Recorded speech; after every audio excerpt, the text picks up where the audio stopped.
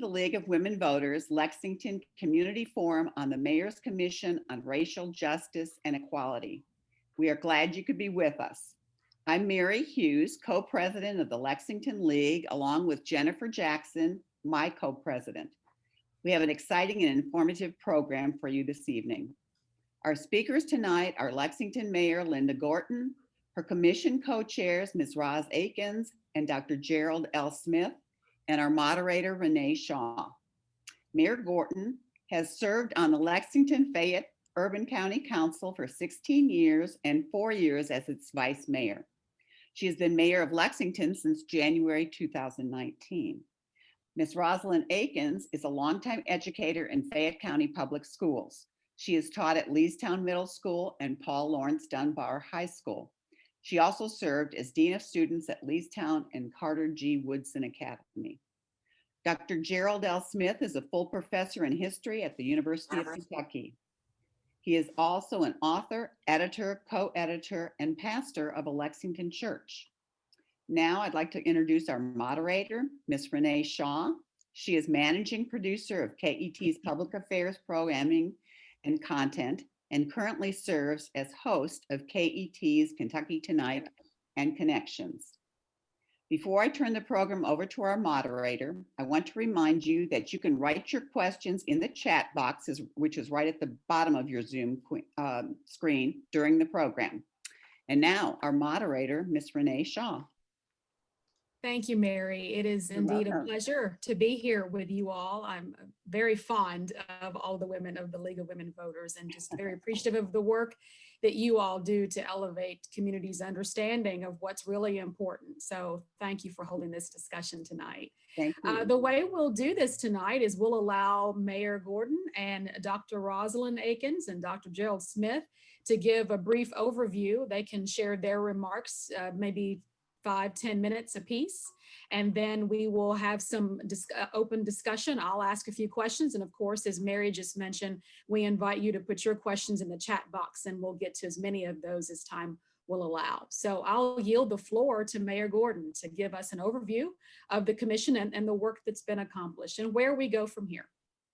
Thank you very much, Renee, and thank you, Mary, and I appreciate everyone who's on here tonight. It looks like a great group. And I'll take just a few minutes to tell you how this started and what my thinking was. And then I know that Gerald and Roz, they were in the trenches. So I know that they have a lot to share also, but all of us remember what happened last spring. Of course, our city and our state and our nation were basically closed down because of the coronavirus. And then we saw some incidents, in particular, the name George Floyd will mean something, I think, to everyone on here. We saw what happened to him with the police officer who had his knee on George Floyd's neck. And later, George Floyd died. And everyone I know was horrified by that. And we also know about Breonna Taylor in Louisville, who was shot and killed. And she was not an intended victim, and she was shot by a police officer. And, you know, our community and our society pretty much exploded. And people were horrified by what was going on. There was a lot of rage, and in May, it manifested itself in protests in just about every city in the country. And people were finally fed up. And I will say here in Lexington, and I credit the leaders of our protests and our marches, they were for the most part peaceful. And many people joined in. I think it was May the 30th when we had 1,000 people march downtown in Lexington to express their outrage. So what happened with me was that I realized this was a turning point. And if as a community we did not use it to make good, positive change, then we were losing a moment that we would never get back. So in June, I decided that I wanted to appoint a commission to look at systemic racism and make recommendations so we could make positive, meaningful changes in Lexington. I already knew Roz Akins, and I knew of her skills and her abilities and talents. And so I asked her to co-chair this commission. I did not know Gerald L. Smith, but I called him anyway because I knew of him. I knew of his great reputation. I knew of his work in our community and at the university. And I asked him to co-chair the commission. And so we talked, the three of us, we talked back and forth for a few days. It took a little while to bring them on board because there are people who want to understand the commitment and what it means. And they'll tell you all about that. So we stood up the commission, and it had 70 of our citizens on it. And I know they'll tell you a little bit about the subgroups, the subcommittees that worked, but we had volunteer citizens from all over our community who served and did this work. And they presented the report to me in October, and we started to work on it downtown. So that's kind of a quick picture of how this happened. I'm determined that Lexington have change because we know we have places where we need to change. So I'm going to stop because I know they have a lot to say, and we'll get to more parts of this. Thanks, Renee. Roszalyn Akins, the floor is yours, ma'am. Thank you. As Mayor Gorton said, she did call me along with Dr. Smith, and we had a very detailed talk concerning this, because my main concern was, I had a twofold concern. Number one, I did not want to be a part of a commission that was only going to be put on a shelf somewhere and never looked at again. We've had so many opportunities in our city that we've looked at things, but we didn't take it serious and made the changes that were recommended. So that was number one, that I wanted to know that after all this hard work, this was going to be a document that could be implemented for change in our city. And then the second thing reason why I said yes, I am blessed to be the executive director for an all boys academy here. That's 95% African-American male. I'm also the founder of the Carter G. Woodson Academy here in Lexington. And I'm blessed every Saturday to work with anywhere from 150 to 200 boys of color, African-American, Latino, and we have some Caucasian boys in our program. And after what happened with George Floyd, I did not want that to happen to any of the young men that are in my program. And so therefore, I was committed to this and to this commission to bring about change so nothing like that would happen in Lexington. I want these young men that we work with from kindergarten all the way through 12th grade. It bothers me when I have a class that graduates, they go to college, and then they end up moving to Atlanta. They go to Charlotte, or they go to some other urban city. I need these talented and gifted young men to come back to Lexington. If they go away to college, I want them to come back to Lexington. I need them here to make a difference. I need them to open up businesses, small businesses, and those kinds of things. But many of them feel like there's nothing here for them. So this was an opportunity that we could tell these young men that change is coming. There are opportunities here for them. And so we had 5 categories that we looked at concerning this commission. And so we'll talk more about those. Of course, law enforcement was a major one. The night that we had the town forum about that one, that really got a whole lot of interest and questions and things. And so this is our opportunity to make a change, a positive change for the next generation. And it also is an opportunity, as some of these committees met and talked, that we had to have those uncomfortable conversations about what's going on in our city. We had to look at implicit bias, all of those things that we have to have those tough conversations. That's what it's going to take to make change. And it's also going to take some boldness to have the implementation of the things that came out of the commission. So I'm here because I want to see a better Lexington for the young men that I participate with, and because our mayor is committed to this. And it's not just going to be something on a shelf getting some dust, but it's going to be a living document, not a dead one. And that's my story. It's a pretty good story, Ms. Roz. Dr. Smith, it's good to see you again. This is the second time that I've been able to engage with Dr. Smith. He was on my program Monday night talking about civility. And I was very fortunate to be able to moderate those public forums on these subgroups. And so, Dr. Smith, I'd like to give you an opportunity to add more about the process and about your hopes going forward. Well, good evening, everyone. I just have one question. How many have read the report? How many people have actually read the report? A show of hands. Okay, not many at all. And the reason I asked was just to get a sense of how much detail I should go into. And of course, I'm not going to go into a lot of detail, but I am from Lexington. I grew up and was raised on Chestnut and Brackenridge Street, so right in the heart of East End, and graduate of Henry Clay High School in 1977, and attended the University of Kentucky for all degrees until I taught at the University of Memphis for 5 years. And I pastored Pilgrim Baptist Church, which is located on Jefferson Street.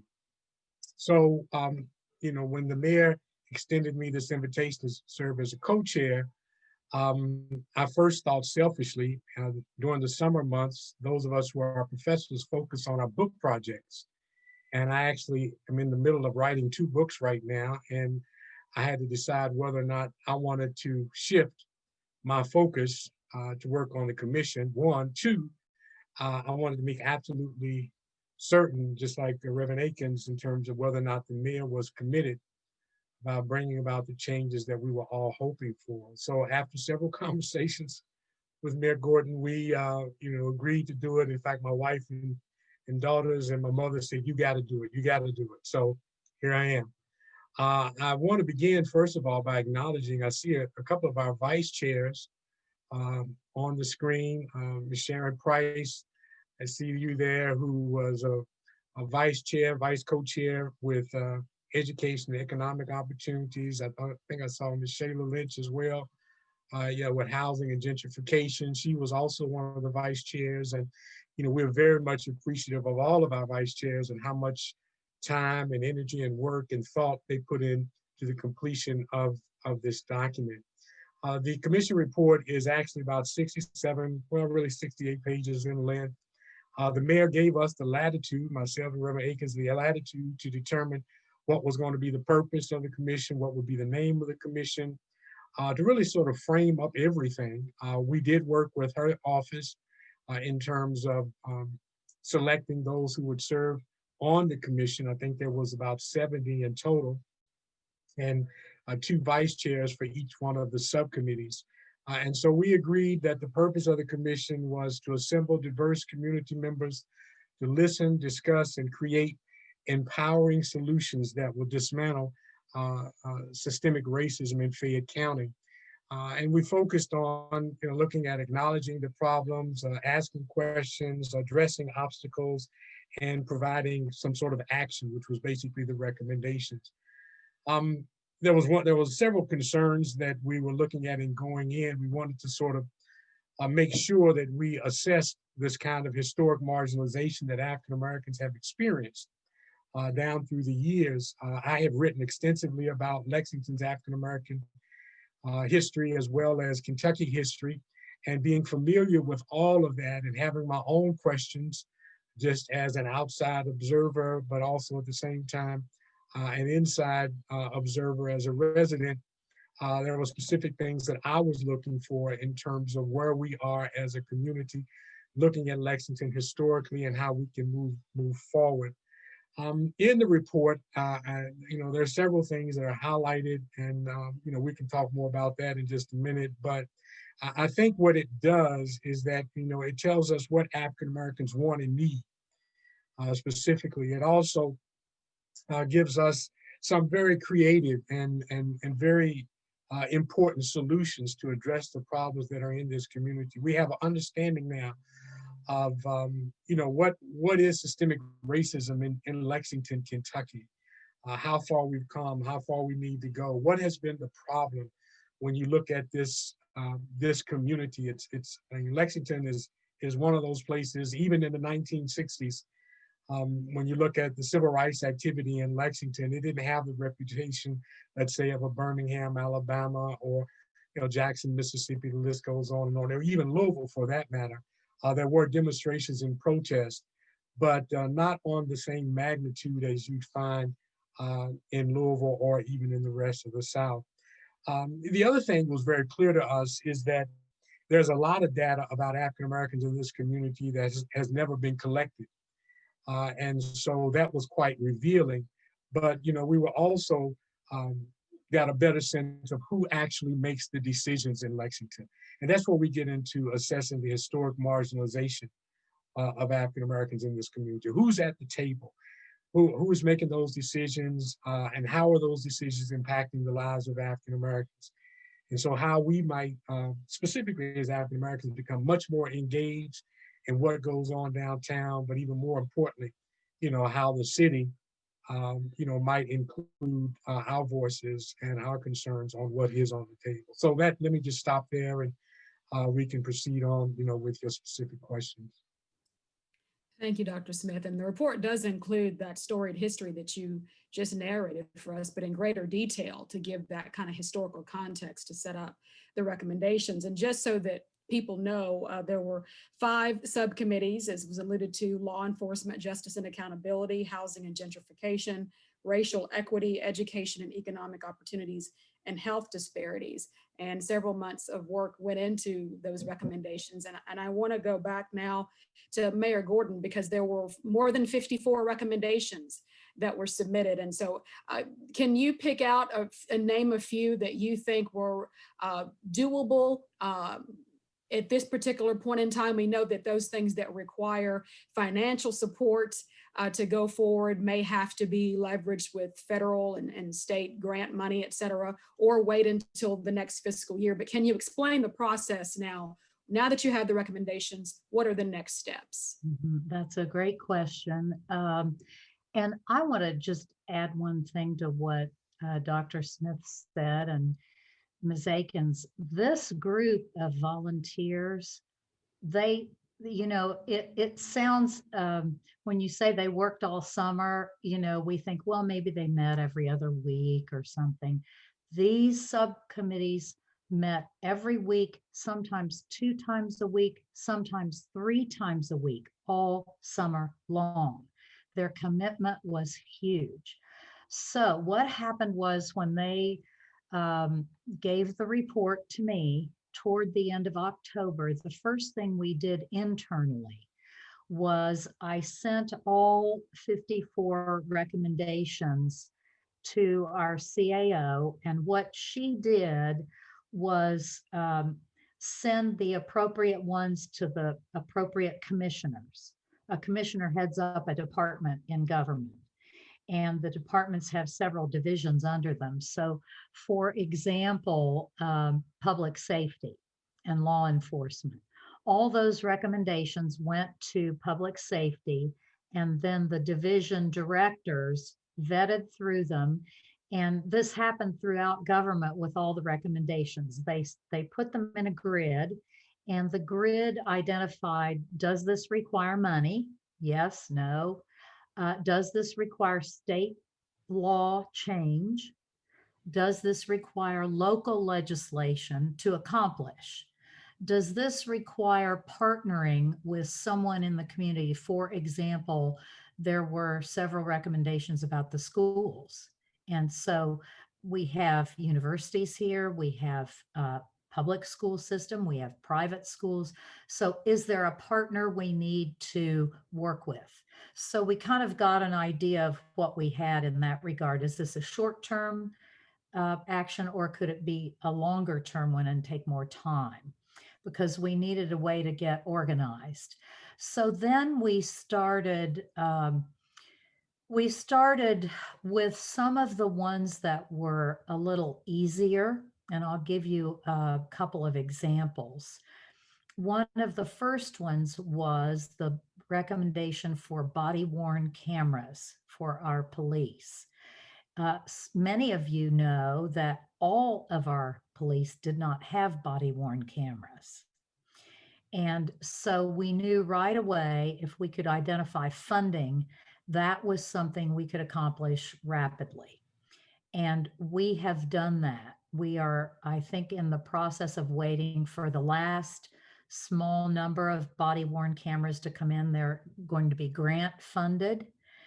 And so it was important to the commission, this recommendation, that all of our officers have them, everybody in police. So now, for example, even a detective who might work in an office but go out into the public now and then to investigate a crime, they previously didn't wear the cameras. Now they do. And so we have accomplished some things like that that were a little quicker. We have set up, and all of these, I'm going to tell you some real quick ones. They all came from recommendations in the report. And Sharon Price, who is the executive director of Community Action and is on here with us, knows about these first two. We have established an eviction prevention program and a utility assistance program. We all knew what had happened. People were out of work. They were struggling to make rent payments. They couldn't pay their utilities. There was not equity in this. And so we have done that, and we have had great partners like Community Action who have helped us put money out the door to help people with rent, for example. We've renamed Cheapside Park. It is now Henry Tandy Centennial Park. That has been an issue for a while because the name Cheapside Park represented a slave auction area for Lexington. And so we were able to work with Take Back Cheapside and other folks in the community to rename that park. The Disparity study, which is a study that will tell us how many minority businesses we have in our community and how many minority businesses get contracts with the city. That's the disparity part. So we have moved that forward to the council. That was a big recommendation from the commission. And another one that I think of off the top of my head is the implicit bias training. So we all know that everyone, whether you think you do or not, holds stereotypes. They may be buried deep or they may be on the surface, but we all have them. And Gerald and I had some real serious conversations about how it's important for the city to step up and be a leader with its own employees and its own systems if we're going to ask the community to do the same. So we have put forward a plan and are moving forward to, we've already funded it. The council, everything has to go through the council. And they agreed that the implicit bias training for all 3,000 plus of our employees was a good thing. We are going to be doing that this year, and all employees will go through it. And what it does is it will help us all identify where we may have prejudices that we did not know. And so those are some of the things that we've already been working on and moving forward on. we have a question about the grid that you mentioned, Mayor Gorton. Is that available for the public to view on the Lexington Fayette Urban County Government website? I don't think it is. I think it was kind of an internal tool that divisions used. And I don't think it was something that was a public document. It was kind of to help us work through each of these recommendations. I wanted to follow up about the body worn cameras. Many are appreciative of the fact that now that will be available, but I think one of the questions that's come on is when they're activated. So was there a recommendation to the effect that it would mandate that when they're in a situation that they must be on and in use, not just worn? Did it go that far? I know that was an issue, and what we have asked the chief to do is go back, and they're basically retraining everyone because the body worn camera is no good if it's off. There are some situations where I have learned a lot about all of this, so, and that's a good thing. We all have a lot to learn, but there are some situations where, Muted. am I muted? I'm sorry. No, you're fine, Mayor. Proceed. Okay. There are situations where, if I understand correctly, I've had a lot of these discussions with police, that if someone has pulled a weapon on a police officer and his body worn camera is not on, the first second he may pull his weapon. And the body worn camera may not get turned on right then because it's a matter of life and death. But in 99.5% of the instances, we want the body worn camera on right at the moment this officer engages, because it's no good otherwise. And they all come with a charger. They get left at the station and charged, and the footage is downloaded. And the police now are reviewing footage regularly. And we recently, this is kind of a side effect, we recently had 3 disciplines that came before the council that were picked up because police were reviewing the body worn cameras, and they discovered that officers did not follow all of the procedures properly, so they were disciplined.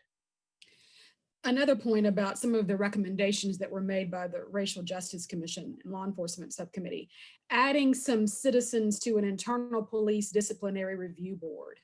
And some of this may have to be negotiated because it involves union contracts with the Fraternal Order of Police. Can you give us some background or information about how that process will go? We know that Louisville has set up a similar process, and that may not be available to Lexington, Fayette County without a change in state law. So can you provide some clarity in that direction? Well, there are 2 different things there. One of the things that we can do through collective bargaining, which is where the police bargain with the administration, basically, is we can put citizens on the internal discipline review board. There's an internal board that meets, and we have the right to do that, but it has to be bargained for. I can't do it unilaterally. Now, the other item is a citizen review board, which is totally external and made up of citizens. That is the one that would require change in state law. And that's what Louisville has done, right? And they were able to do that. We've gotten some really good questions here from Reva Russell English has a question for you, Mayor Gorton, and we want Dr. Akins and Dr. Smith also to chime in as well. let me go right to the question asked. Can you explain why our public attorney is still moving forward with pressing charges against those same protest leaders, that the very people who made it so clear that the Commission for Racial Justice and Equality was necessary here? And she's referring to, you've rightly and generously credited the leaders of the local protests with bringing issues of police violence and racial inequities to greater local attention and to keeping the protests almost entirely peaceful. Then that led to the question. I am not familiar with specific charges, and I try not to get involved with things that are court cases. I know that sounds like a strange answer, but my attorneys do their work, what they think is legally they're supposed to do. So I'm basically not involved in that. A question from Jay Calhoun about where is the funding coming from for these programs? Oh, it's coming from everywhere. We are going to, one of the very major recommendations in the report was about establishing a Department of Housing Advocacy and Community Development. And so we are taking that to the council. That is a very large financial commitment. And what I'm going to do is we're presenting it to the council in February. I think it is early February. And I'm going to put it in my budget.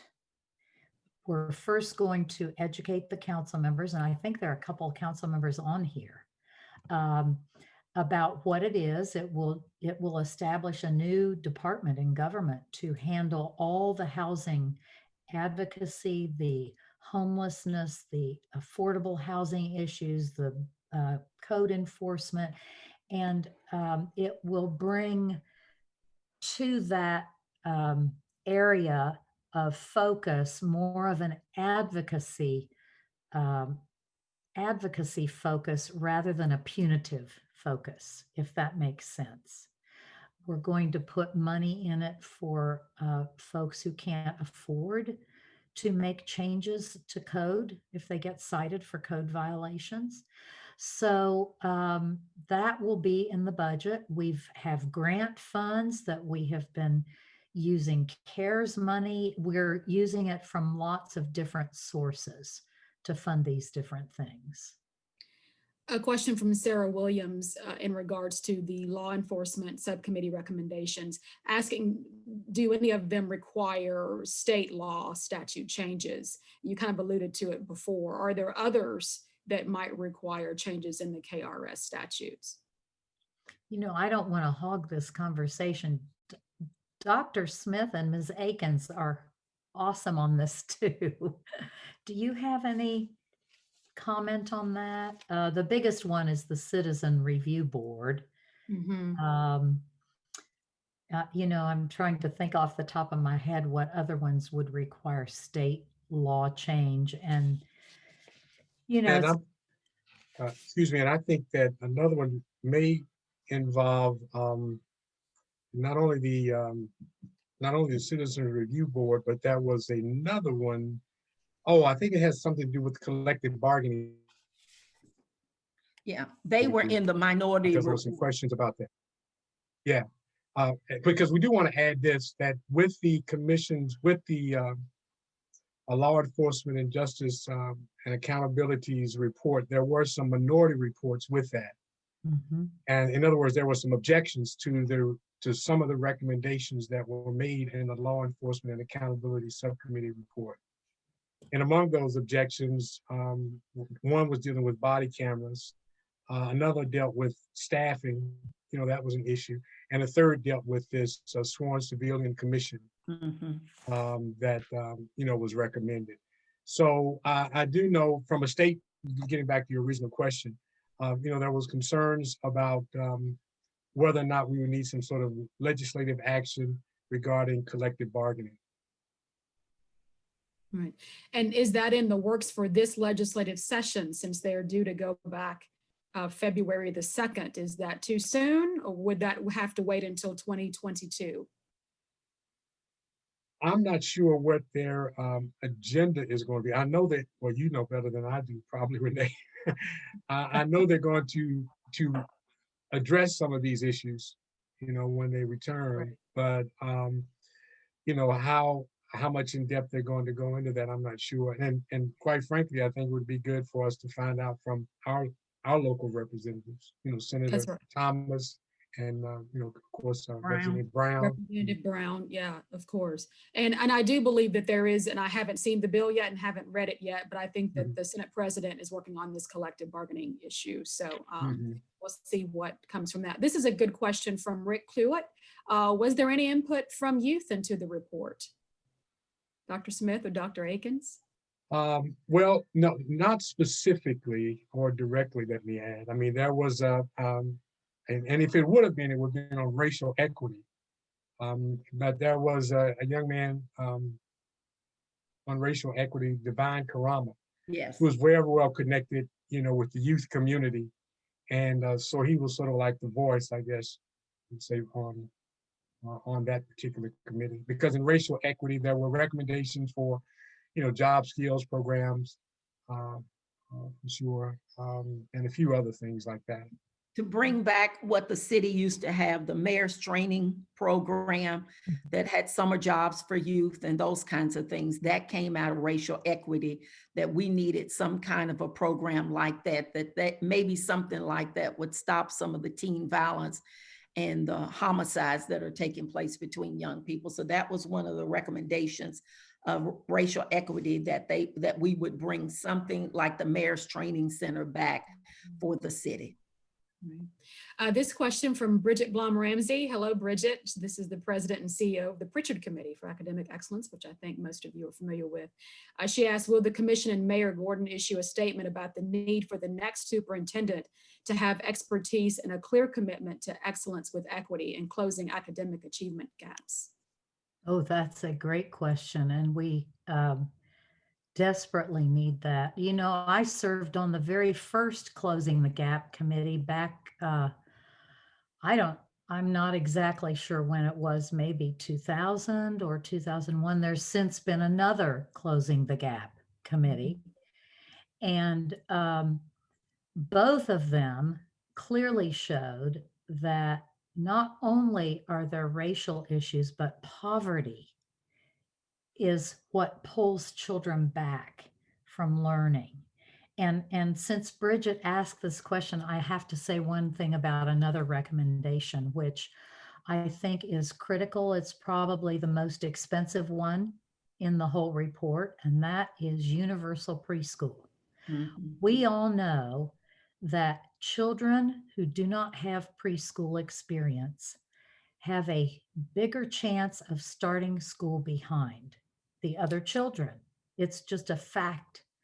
And I am very interested in working with the new superintendent, the university leaders, anyone we can pull in to have this discussion, because Roz mentioned the jobs for our youth, and that's critical. What is another critical part for their success along the continuum of education is preschool. And when they are young and their minds are sponges, and we can make a difference so that they don't get behind, it's a huge recommendation, one I hope we can tackle. Yes, as a matter of fact, that was the #1 recommendation for education and economics, was universal preschool and kindergarten. And the recommendation was that Fayette County Public Schools, UK, all of the local, even private preschools and local programs come together, because not only do the kids need to be in preschool, there needs to be a specific curriculum that everyone is following, so that when these kids go to public school, that they won't be behind. And so we know there's a test that all of them take called the Brigance that they have to take in order to go, when they get ready to go into kindergarten. So therefore, if we have something universal that everyone's doing the same curriculum, that could also help close the academic achievement gap. Yeah. And we know statewide, half of Kentucky's kids are not prepared to go into kindergarten. They're Right. ill prepared for that. And Bridget, who has done a lot of work at that cradle to career pipeline and that education continuum, is, I'm sure, very pleased to hear your answer.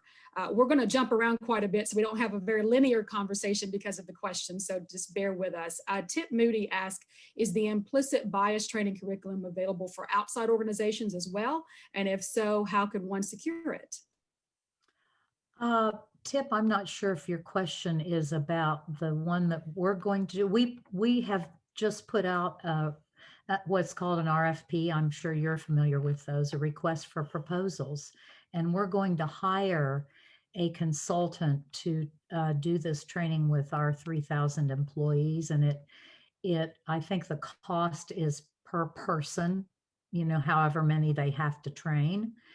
And so I know that companies in the community can, if they want to invest in this for their employees, they can. We have put our request for proposals out based on our 3,000 number of employees. So it's pretty internal. A question to Dr. Smith and Akins.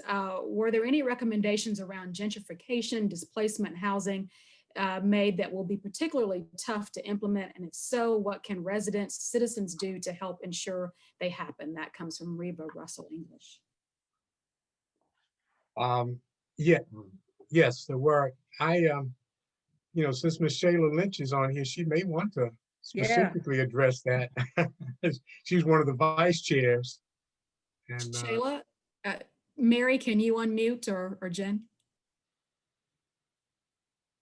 I know I saw her earlier before. She might have sensed you were going to call on her. And well, yeah, there were recommendations for anti-displacement strategies, concerns about rising property taxes, the sort of aggressiveness on the part of some individuals, trying to get residents to sell their property.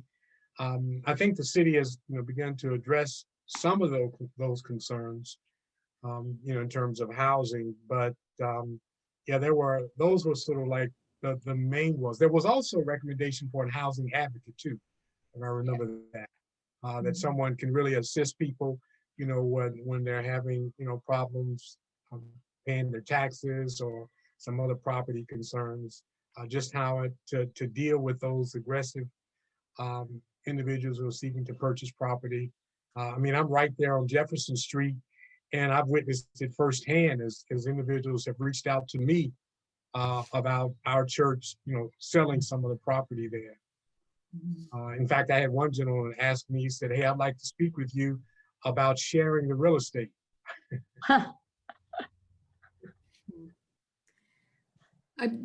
Did we find Shayla? Does she want to add anything to that? We'll give her an opportunity. If not, I think she dropped off the call. Okay, all right. This is just a note from Liz Sheehan that there are also 2 openings on the FCPS Equity Council for community members. If you're following along in the chat, there was an ad in the Herald Leader yesterday, and applications are online at fcps.net, and those are due by the 29th, which is next week. So let's talk about some of the other recommendations. Linda Gorton, you mentioned a few. Are there others that really stick out that can have some short implementation time, or are they really pushed down the road because of the funding dilemmas that you may face? Well, one of the recommendations, and I'm very interested in moving this along because it's quite doable, is to stand up a permanent commission for racial justice. And that would be a inside government, just like we have the, there's 70 or 80 boards and commissions, everything from the Tree Board to the Sister Cities Commission to the Lexington Center Board, those kinds of things. We want a permanent commission. And right now what we're working on is what it would look like. You know, you have to kind of plan it, decide what you want it to represent. Do you want certain entities represented with specified seats on the commission, that kind of thing? And I know that our co-chairs, Gerald and Roz, are also very interested in this, and it would be a good thing for our community. It would be populated by volunteer citizens. And this is something we can do with the help of the council. You know, the councils are an important partner because they have to approve anything that requires funding, setting up a new board or commission, all of these things. They approve the body worn camera funding, all of that. So that's one that that we're getting input and have had discussions about, and we're trying to move forward on. That's just one. we have quite a few. Gerald and Roz may have some that they want to see move forward more quickly. You know, some are easier than others. Some are really difficult. I think one that could be moved forward is the minority business enterprise, that MBE. When you have that, when you say minority business enterprise, that you think that that's referring to Blacks or African Americans, but it's three groups is made up under that. And that is women-owned business, veteran-owned business, and disadvantaged people in under those businesses. Then you have African American businesses under there. So one of the recommendations was that, you know, a big construction company could hire companies, MBEs, to be a part of it. And when they report, because they have to make a report, how many minority businesses did they use? When they say, oh, we had, you know, 15% of our subcontractors were minority business enterprises, when that doesn't refer to African-American businesses. It could have been a woman-owned business, a veteran-owned business. So one of their recommendations was to separate that out. And when you say MBE, that you would separate that out to refer to African-American businesses. And right now, all major construction, you're supposed to have 10% of MBEs. And they've asked from that committee to raise that to 15% and separate out MBE. So when construction companies make their reports, then they will say how many African-American businesses, how many women businesses, veteran businesses, because it gives a shade there. You're thinking, wow, they had 15-20% minority businesses, when in actuality, none of those minority businesses were African-American. And so I think that's one that's very doable, and it can be done and needs to be done. Dr. Smith, do you have one or two that come to mind? Yeah, actually, there are a couple. You know, one, just to make sure that we follow up with some of the concerns with the Main Street Baptist Church. You know, that was highlighted in the report from Housing and Gentrification, the parking concerns with the, what's happening down there. And I think the other thing that we had included in the conclusion was, you know, a permanent ban on the no-knock warrants, and, you know, sort of where we go with that. And so that was something else that, you know, we thought that we could do as a city to sort of follow Louisville. Not only that, but, you know, just to sort of address some of the concerns that members of the community had.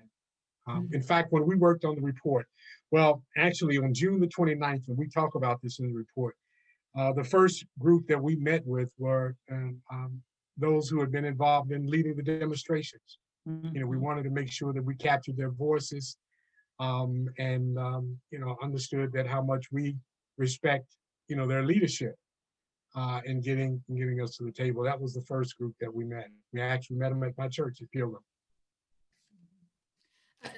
Mayor Gorton, I wanted to ask you about the status of no-knock warrants. There's a moratorium in Lexington, but not an outright ban, correct? Yes, that's looking to right. change that? Well, you know, the council, this is very interesting. So I've forgotten what day I put that moratorium on. It was back in the, it was after Breonna Taylor was killed, soon after. But at any rate, the council has this in council committee. And what they have decided is to, there's a law being, I think it's already filed at the state, in the Mhm. state legislature. That's right. And Yes. so they decided at their last meeting that they would wait to see what the state did. I mean, that's kind of where it sort of stands right now. So they're not being used right now here.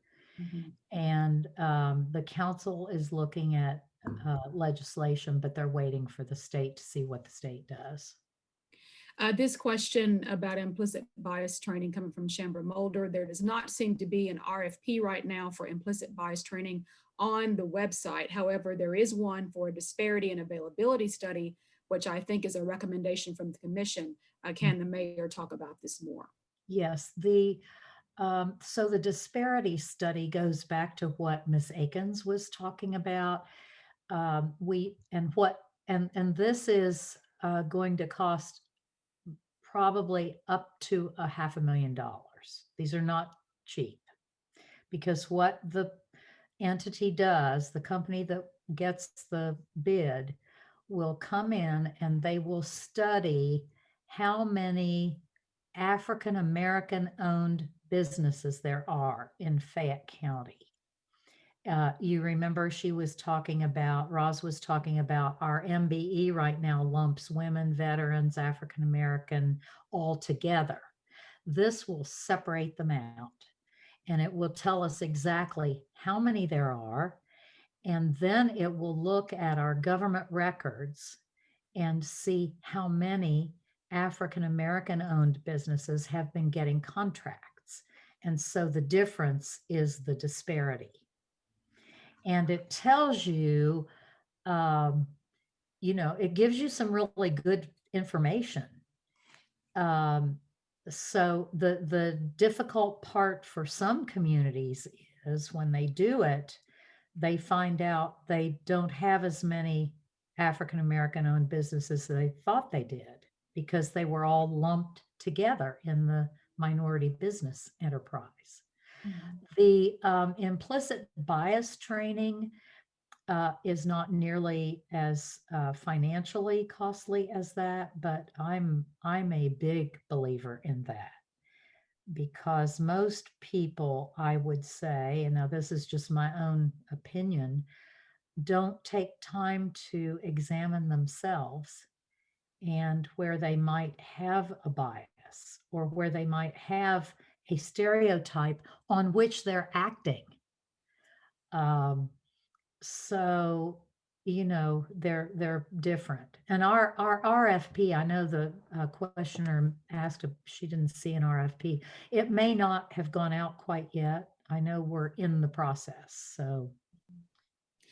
This question to you, Mayor, from Richard Mitchell. If we want charges dropped against BLM demonstrators, is there a place in city government where our concerns should be directed?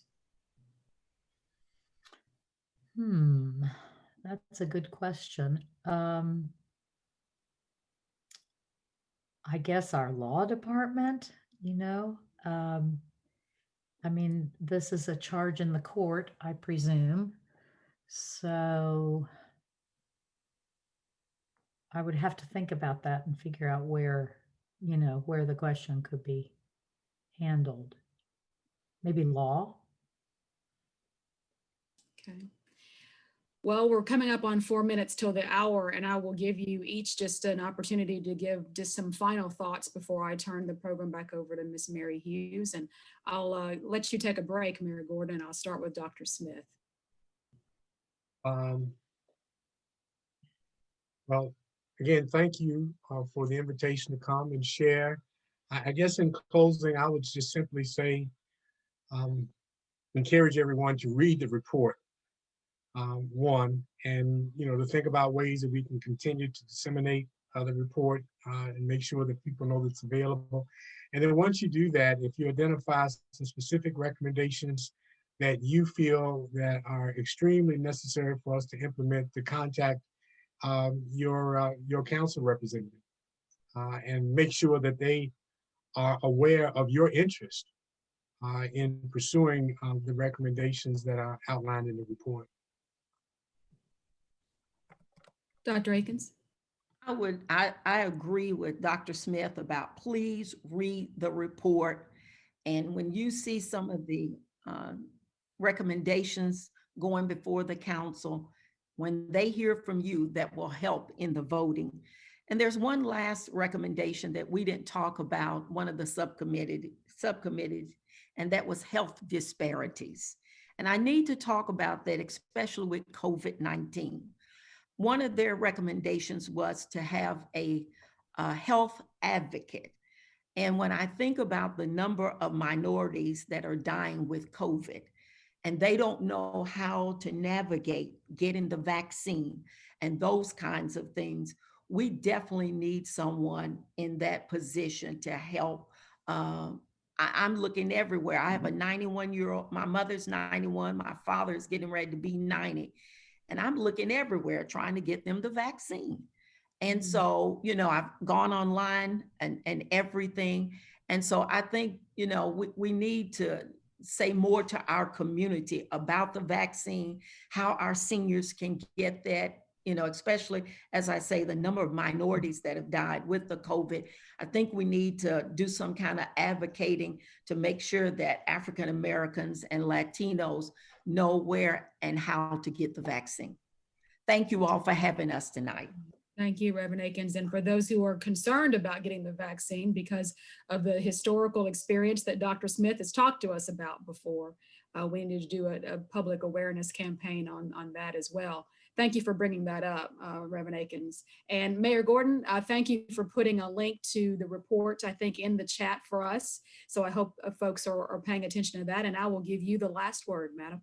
Yes, it's right on our website, and I encourage you to read it. It is very informative, and it gives us a path forward to make real change. This is what, in the beginning, I said to both Roz and Gerald, I want meaningful change. That's what our citizens want.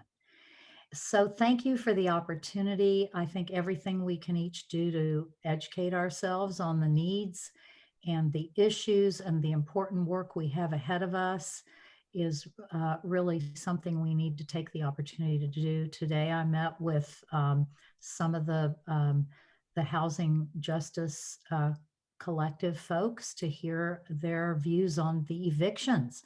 I mean, there are all these different issues. So thank you very much. And I appreciate all of you who attended, and please go on and read the report if you have not already. Thank you, Mayor Gorton, for your time, and same to Reverend Akins and Dr. Smith for their time tonight. And I've just been privileged to be a part of this, and thank you for including me as the moderator. And I'll turn things back over to Miss Mary Hughes. Thank you, Renee. I'd like to thank all of our speakers. This was an excellent program, and I do urge everyone to read that report. And I think there's a lot of issues that the League is very interested in, and hopefully we'll be doing some action on some of these things. I wanted to thank Mayor Linda Gorton, Ms. Roszalyn Akins, Dr. Gerald L. Smith, and Renee Shaw. I thank all the participants for being here tonight. And this program has been recorded, as we said, and it will be available for listening later this month. Our February community forum in honor of Black History Month will feature our speaker, University of Kentucky professor and poet Frank X. Walker, who will share and discuss some poetry with us. In the meantime, please stay abreast of the League's activities by going to our website, LWVLexington.com. And thank you. It was a wonderful evening. Good night.